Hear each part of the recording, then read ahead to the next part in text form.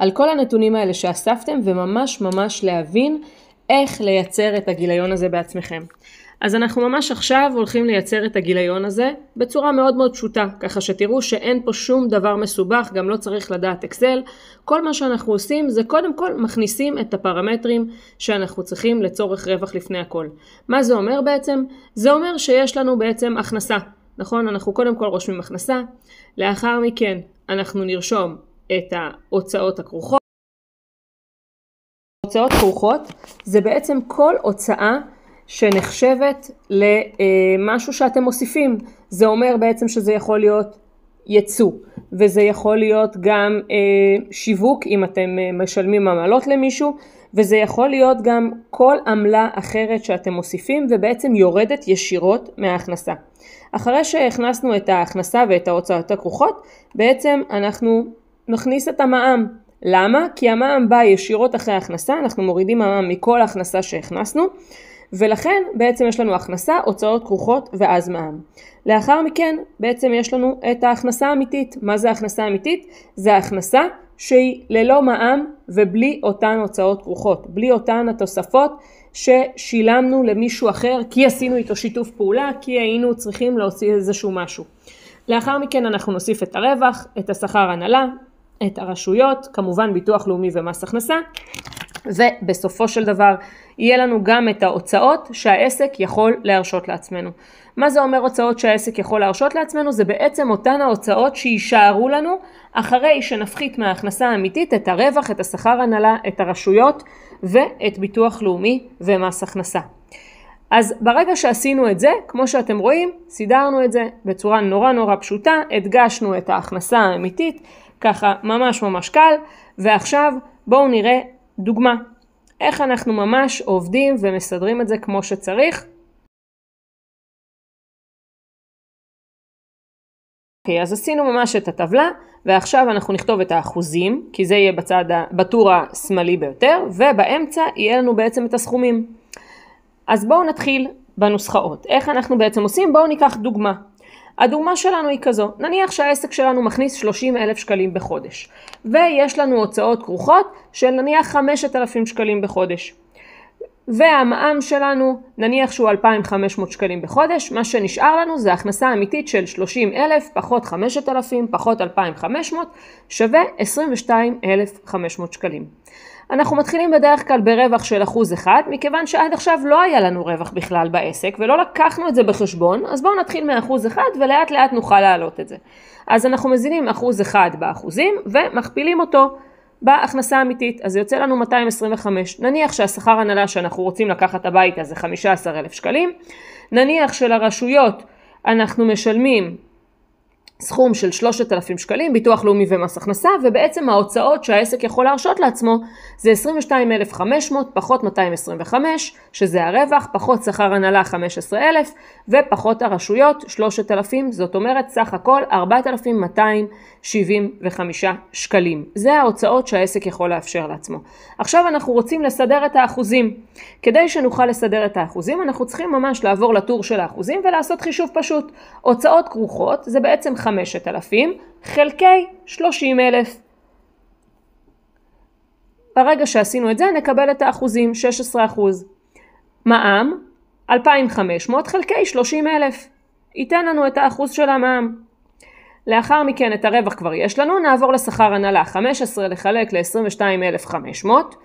נהדר, עשינו את האחוז שזה יוצא 66%, ו-3,000 חלקי 22,500, והוצאות שהעסק יכול להרשות, 4,275 חלקי 22,500, וקיבלנו בעצם את כל האחוזים. כדי לסדר את זה אנחנו פשוט נסמן את הכל ונלך לסימן של האחוז, נסמן אותו, והנה אנחנו יכולים לראות את האחוזים של העסק שלנו. מה שאנחנו נעשה עכשיו, אנחנו רואים שכאשר אנחנו נוריד את ה-30,000, אנחנו לא יוצרים לעצמנו בעצם שום מחשבון, זה הכל מתבלבל וזה לא שומר לנו את האחוזים. אז מה שאנחנו צריכים לעשות זה בעצם לשכפל לנו את הטבלה. אנחנו ניקח ואנחנו נסמן את הטבלה, ואנחנו נשכפל אותה באמצעות העתק והדבק. ואנחנו נדביק אותה, כמו שאתם רואים, בצד של הגיליון עם ערכים בלבד. ואנחנו נסדר גם את העיצוב, אז יש לנו בעצם ערכים ויש לנו עיצוב, ואתם יכולים לראות שעכשיו אנחנו הולכים לסדר את הערכים שלנו. מה זה אומר? זה אומר שאני רוצה שהדברים יהיו מקובעים, ואנחנו הולכים לסדר את הנוסחאות בעצם בטור האמצעי. כאשר אנחנו מסדרים את הנוסחאות בטור האמצעי אחרי שכבר יש לנו את האחוזים, אנחנו בעצם רוצים לייצר לעצמנו ממש מצפן, שאנחנו נוכל לשים כל מספר וזה יסתדר לפי האחוזים שקיימים בתוך הטבלה. מה שזה אומר שעכשיו מה שאנחנו הולכים לעשות זה להכניס לנו את האחוזים. אז בעצם יש לנו כבר את האחוזים ובואו נעשה את החישוב. 17% כפול הקובייה של ההכנסה ייתן לנו את ההוצאות הכרוכות. 8% כפול הקובייה של ההכנסה ייתן לנו את המע"מ. הכנסה אמיתית זה הכנסה פחות הוצאות כרוכות פחות המע"מ שווה הכנסה אמיתית. רווח שווה לאחוז כפול הכנסה אמיתית. שכר הנהלה 67% כפול הכנסה אמיתית. רשויות 13% כפול הכנסה אמיתית. והוצאות שהעסק יכול להרשות 19 כפול הכנסה אמיתית. נהדר, ברגע הזה יצרנו לעצמנו מצפן. המצפן הזה זה מצפן שאנחנו יכולים להשתמש בו כדי לעשות כל דבר בעסק, אבל ממש כל דבר בעסק. מה שאומר בעצם שאנחנו יכולים ממש לבדוק את עצמנו על כל דבר שאנחנו רוצים. בין אם זה מוצר שאנחנו רוצים לייצר חדש, בין אם זה שירות חדש שאנחנו רוצים. אפילו אנחנו יכולים לבדוק שיתוף פעולה, ואנחנו יכולים גם לבדוק האם ישתלם לנו לעשות איזשהו ערב ללקוחות שלנו, ולראות כמה זה עולה לנו וכמה אנחנו יכולים לייצר מזה.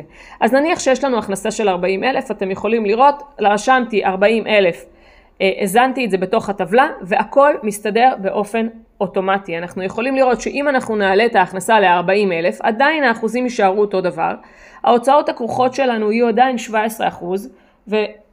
והמע"מ שלנו ישתנה בהתאם ל-8%. ההכנסה האמיתית שלנו זה בעצם 40,000 פחות הוצאות כרוכות, פחות מע"מ, שווה ל-30,000 שקלים. כמובן צריך לזכור שההכנסה היא כולל מע"מ, כן? ולכן בעצם מה שנשאר לנו לאחר מכן זה לדעת, אוקיי, יש לנו רווח של 300 שקלים, כי זה אחוז, השכר הנהלה שלנו יהיה 20,000 שקלים, 67% מתוך 30,000 זה 20,000 שקלים, הרשויות יקבלו 4,000 שקלים, והעסק יוכל להרשות לעצמו 5,700 שקלים הוצאות.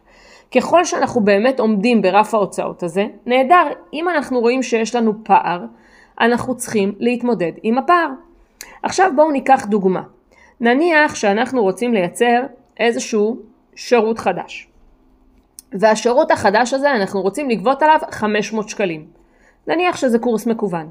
ובקורס המקוון שגבינו 500 שקלים, אנחנו כמובן נוסיף להם מע"מ, אז 590 שקלים זה כולל המע"מ שלנו, ואנחנו יכולים לראות שבעצם אנחנו נקבל 295 שקלים כשכר. מתוך הקורס המכוון הזה, זה מה שילך אלינו לכיס, ועוד 4.42 אגורות ילך לנו לרווח. כל השאר ילך לרשויות, ואנחנו יכולים להרשות לעצמנו על כל בן אדם שיקנה את הקורס 84 שקלים הוצאות. זה בעצם מה שיקרה. עכשיו אנחנו יכולים לראות, אם אנחנו משקיעים בקורס, יש לנו הוצאה מסוימת של X שקלים, אנחנו יכולים לראות, אוקיי, אני רוצה למכור את הקורס הזה ל-X אנשים. נניח ל-20 לקוחות. אז אני אכפיל את זה ב-20, זאת אומרת 11,800 זה מה שאני אקבל מהקורס הזה. יהיה לי פה אפשרות להוציא 1,681.5 שקלים כדי להפיק את הקורס הזה ולמכור אותו ל-20 לקוחות. אני ארוויח מזה 5,900 שקלים. אם זה מתאים לי וזה יוצא לי טוב, מדהים, אני יכולה לעשות את זה בהכרח. אני יכולה גם לבדוק מה יקרה אם אני רוצה שהשכר הנהלה שלי יהיה הרבה יותר גבוה. אוקיי, אני יכולה לשנות את המספרים, או לבדוק כמה אני צריכה למכור מהמוצר הזה. האם זה משתלם לי כן או לא. אם אני מעלה את זה ל-700 שקלים, כמו שאנחנו רואים, אני אקבל בעצם 16,520, השכר הנהלה שלי יהיה כבר 8,260 שקלים, וזה משמעותי. אני יכולה גם לבדוק עוד דברים. זאת אומרת, אני יכולה לבדוק מה יקרה כאשר אני אשקיע בהוצאות של העסק. כמה הוצאות אני יכולה לאפשר לעצמי. עם 700 שקלים למוצר. עם 700 שקלים למוצר אני יכולה להרשות לעצמי כבר הוצאות הרבה יותר גבוהות של 2,354 שקלים.